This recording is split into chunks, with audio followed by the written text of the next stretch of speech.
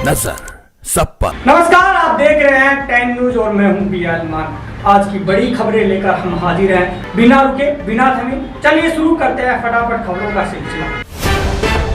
प्रधानमंत्री नरेंद्र मोदी असम दौरे के दूसरे दिन ब्रह्मपुत्र क्रूज पर बच्चों से परीक्षा पे चर्चा कर रहे हैं। इसके बाद वे 10,600 करोड़ रुपए के यूरिया प्लांट की आधारशिला रखेंगे। चुनाव से पहले पीएम कुल 15,600 करोड़ की परियोजनाओं की शुरुआत कर रहे हैं।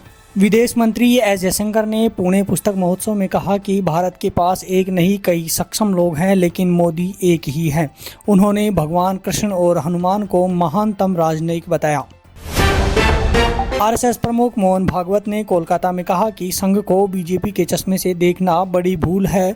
संघ को समझने के लिए उसे अनुभव करना होगा। उन्होंने कहा कि संघ कोई साजिश नहीं बल्कि समाज निर्माण का कार्य करता है। यह बयान राहुल गांधी की हालिया टिप्पणी के बाद आया है। सीबीआई ने रक्षा मंत्रालय में तैनात लेफ्टिनेंट कर्नल दीपक शर्मा को रिश्वत लेते गिरफ्तार किया है। उनके पास से 2.36 करोड़ रुपए बरामद हुए।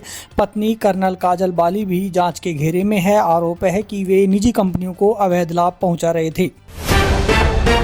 न्यूजीलैंड में सिख समुदाय के नगर कीर्तन का स्थानीय लोगों ने विरोध किया। प्रदर्शनकारियों ने रास्ता रोका और यह न्यूजीलैंड है, इंडिया नहीं जैसे बैनर लहराए। पुलिस ने हस्तक्षेप कर स्थिति संभाली और नगर कीर्तन को सुरक्षित आगे बढ़ाया। अमेरिकी सेना ने वेनेजुएला के तट के पास एक और तेल टैंकर जब्त किया है। यह कार्रवाई तेल निर्यात रोकने के लिए की गई। राष्ट्रपति मादुरो पर ट्रंप प्रशासन का दबाव लगातार बढ़ता जा रहा है। ब्रिटेन के डर्बी शहर में कबड्डी टूर्नामेंट हिंसा मामले में 3 भारतीय मूल के लोगों को जेल की सजा सुनाई गई है। कोर्ट ने उन्हें हिंसा के अव्यवस्था फैलाने का दोषी पाया है। घटना 2023 की है। रेल यात्रियों के लिए बुरी खबर है। भारतीय रेलवे ने 26 दिसंबर 2025 से किराया बढ़ाने का ऐलान किया है। हालांकि 215 किलोमीटर तक की यात्रा पर कोई बढ़ोतरी नहीं होगी।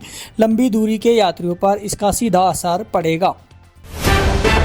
नए साल से पहले पाकिस्तान आतंकी साजिश रच रहा है। पठानकोट के रास्ते घुसपैठ की फिराक में आतंकी बताए जा रहे हैं। पुलिस ने एक मददगार को गिरफ्तार किया है। एयरबेस और सैन्य ठिकानों पर सुरक्षा और कड़ी कर दी गई है। अरुणाचल प्रदेश में पाकिस्तान से जुड़े जासूसी नेटवर्क का खुलासा हुआ है। पुलिस ने 4 संदिग्धों को गिरफ्तार किया है जो सेना की गतिविधियों की जानकारी भेज रहे थे। चीन कनेक्शन के संकेत भी मिले हैं। एजेंसियां इसे हाइब्रिड वॉर की रणनीति मान रही है। सरकार ने पूर्व अग्निवीरों के लिए बीएसएफ कांस्टेबल भर्ती में कोटा 10% से बढ़ाकर 50% कर दिया है। गृह मंत्रालय ने नियमों में संशोधन कर अधिसूचना जारी कर दी है जो 18 दिसंबर से लागू हो चुकी है। कंगना रनौत को केंद्र सरकार ने हिंदी सलाहकार समिति का सदस्य बनाया है। संस्कृति मंत्रालय के तहत वे हिंदी भाषा के प्रचार प्रसार में योगदान देंगी। कार्यकाल की अवधि अभी स्पष्ट नहीं की गई है। तमिलनाडु के मुख्यमंत्री एम.के. स्टालिन ने भाजपा पर संविधान से सेक्युलर शब्द हटाने की मंशा का आरोप लगाया है। क्रिसमस कार्यक्रम में उन्होंने कहा कि डीएमके का विकास मॉडल जीसस के सिद्धांतों पर आधारित है और भाजपा सेकुलरिज्म से नफरत करती है। दिल्ली सरकार अप्रैल 2026 से नई इलेक्ट्रिक व्हीकल पॉलिसी लागू करेगी। ईवी पर सब्सिडी, चार्जिंग स्टेशन और स्क्रैपिंग इंसेंटिव दिए जाएंगे। सरकार का लक्ष्य प्रदूषण कम करना और ट्रांसपोर्ट सिस्टम को आधुनिक बनाना है। रोड टैक्स और रजिस्ट्रेशन पहले ही माफ हैं।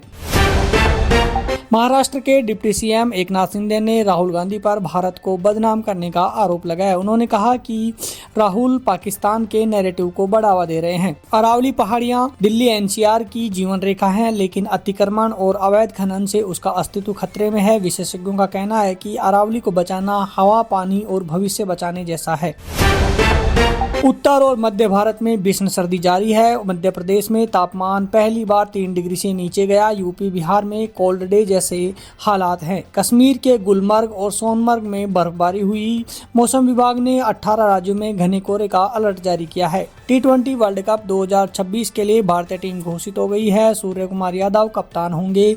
ईशान किशन की वापसी हुई है। शुभमन गिल को बाहर रखा गया है। चयनकर्ताओं ने टीम कॉम्बिनेशन को वजह बताया है।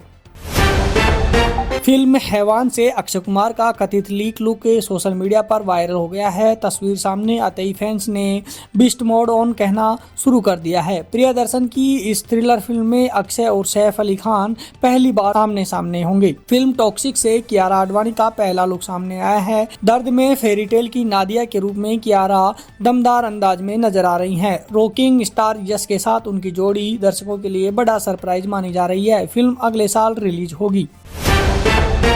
तो ये थी आज की सभी बड़ी और जरूरी खबरें तेज रफ्तार में। अगर आप देश दुनिया की हर हलचल से अपडेट रहना चाहते हैं तो जुड़िए 10 न्यूज के साथ। मैं हूं बियाल मान, मिलेंगे फिर एक और बुलेटिन में। तब तक के लिए मुझे दीजिए इजाजत। जय हिंद। नजर सब